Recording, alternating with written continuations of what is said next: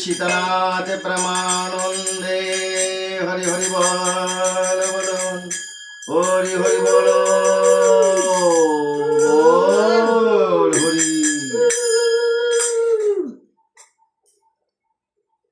जय गुरु।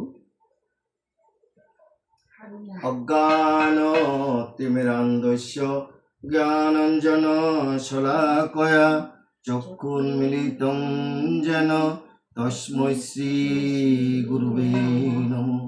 श्री चैतन्य मनोभीष्टं स्थापितं येन भूतले स्वयं रूप कदा मह्यं ददाति स्वपदान्तिकम्।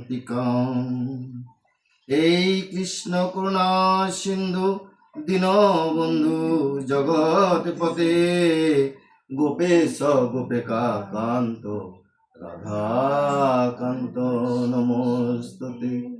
তপ্ত কাঞ্চন গৌরাঙ্গী রাধে বৃন্দাবনেশ্বরী বিশ্বভানুসুতে দেবী প্রণমামি হরিপ্রিয়ে। নীলাচল নিবাসায় নিত্যায় পরমাত্মনে বলভদ্র সুভদ্রবাং শ্রী জগন্নাথায় তে নমঃ। ওম বিন্দায় তুলসী দেব্যৈ প্রিয়ৈ কেশবস্য চ কৃষ্ণ ভক্তি পদে দেবী সত্যবতী নমো নমঃ। গানতিবিরন্দস্য জ্ঞানাঞ্জন শলাকয়া চক্ষুন্মিলিतं যেন তস্मै শ্রী গুরুবে নমঃ। অখণ্ডমণ্ডলাকারং ব্যক্তং যেন চরাচরম তৎপদং দর্শিतं যেন তস্मै শ্রী গুরুবে নমঃ। সুধী ভক্তমণ্ডলী, সজ্জন মণ্ডলী, মাতৃমণ্ডলী, আমরা এখন আজকের এই শুভ সন্ধ্যায় একটু ভাগবত আস্বাদন করব। ভাগবত, ভাগবত, ভতে ভক্তি, গতে জ্ঞান, ভাগ, ভতে ভক্তি, গতে জ্ঞান, ভাগ, বতে বৈরাগ্য আর ততে রত। অর্থাৎ ভক্তি, জ্ঞান এবং বৈরাগ্য যেটা, সেটা হলো আমাদের এই ভাগবত।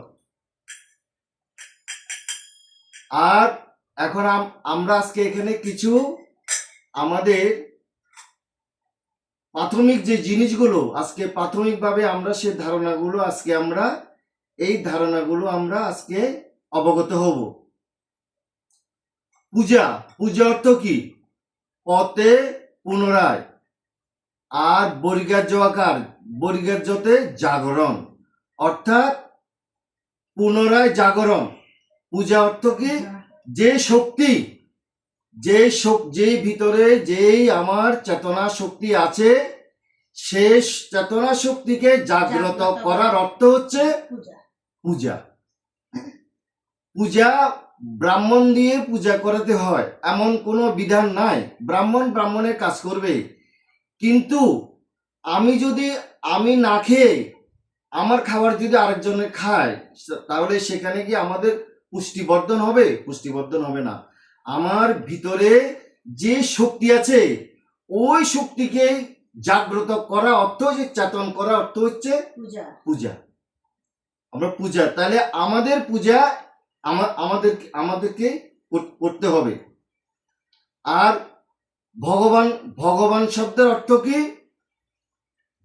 ভগবান শব্দের অর্থ হলো যে